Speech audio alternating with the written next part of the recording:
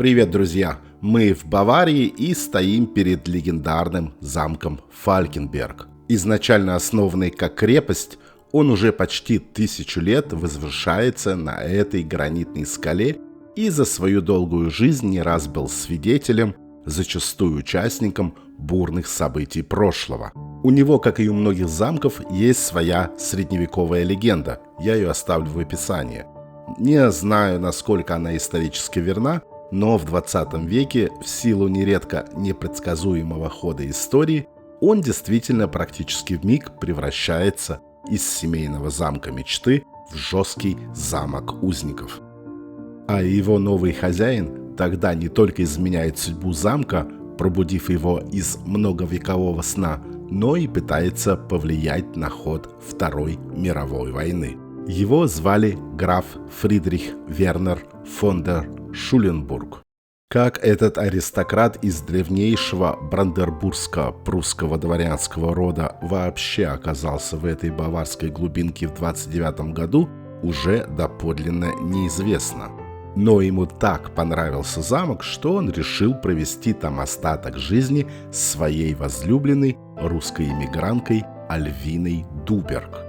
Эта не состоящая в браке полудворянская пара произвела тогда прямо общественную сенсацию в консервативном католическом Фалькенберге. А его намерение поначалу не только сопротивление, но и просто непонимание. Ведь на тот момент замок был отнюдь не роскошным местом. Это были попросту уже нежилые руины, которые со времен баварского короля Людвига I находились под охраной государства как исторический памятник. Но влияние, деньги и баварско-прусская дружба все-таки победили, и после долгих переговоров в 1936-м он, будучи уже послом Германии в Советском Союзе, все-таки покупает замок. Его восстановление в стиле XIV века и в соответствии с правилами охраны памятников продлилось 3 года, и новый хозяин уделял немало времени своему замку. Вот, например, предварительный чертеж моста через ров с его указаниями, а это уже эскиз оконных ниш, сделанный им собственноручно в Москве. Кстати, вот такие открытки, как доклады, приходили почтой ему и туда. Шуленберг прорабатывал и контролировал некоторые детали замка до мелочей. Однако, как видите, некоторые элементы должны были соответствовать уже и нацистской идеологии, но не убеждениям и принципам его хозяина. Именно этот фактор повлиял впоследствии на его судьбу и судьбу его замка. Еще со времен Веймарской республики он как дипломат отстаивал в большей степени интересы своей страны, чем ее временных политиков. К тому же, следуя идеям своего кумира Бисмарка, лично он был против новой войны в Европе, тем более с Советским Союзом. И поначалу поддерживающий власть нацистов, он быстро понял, что кровавая идеология, геополитические фантазии Гитлера и его кодлы становились не только очень опасными для Германии, но и были вообще сильнее здравого смысла. И накануне войны, после неудачной попытки переубедить Гитлера в обратном, он делает небывалый поступок в истории дипломатии. Чтобы инициировать новые переговоры и тем самым попытаться избежать войны, он предупреждает посла СССР Деканозова о планах Гитлера.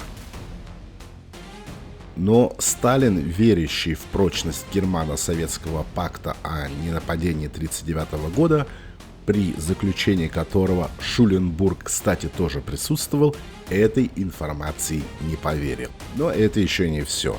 По насмешке судьбы, именно граф, который практически любой ценой пытался предотвратить или хотя бы отсрочить катастрофу, ранним утром 22 июня получает задание передать Молотову меморандум о объявлении войны. После возвращения в Германию он остается в МИДе, но не отказывается от своих прежних убеждений и сближается с движением сопротивления. После неудавшейся попытки государственного переворота 1944 года с участием графа Штауфенберга. Его арестовывают, обвиняют в государственной измене и вешают в тюрьме Берлин-Плёцензее. В том же году Дуберг тоже арестовывают. Она умирает в концлагере при невыясненных обстоятельствах. Сразу после их ареста гестапо конфискует замок и передает СС для создания вспомогательного пункта концентрационного лагеря Флоссенбюрг. Замок становится тюрьмой для особых заключенных. И вот через этот нам уже известный мост туда отправляют греческих генералов, а среди польских заключенных и старого друга Шуленбурга, политика и дипломата Адама графа Роникера. После освобождения в 1945-м замок поначалу становится американской казармой, лагерем для беженцев и госпиталем. Но ненадолго. В 1949 году в замок переезжает племянник посла Альбрехт, к тому времени уже освобожденный из американского плена. Для него и его семьи замок становится надолго родным домом, но не навсегда.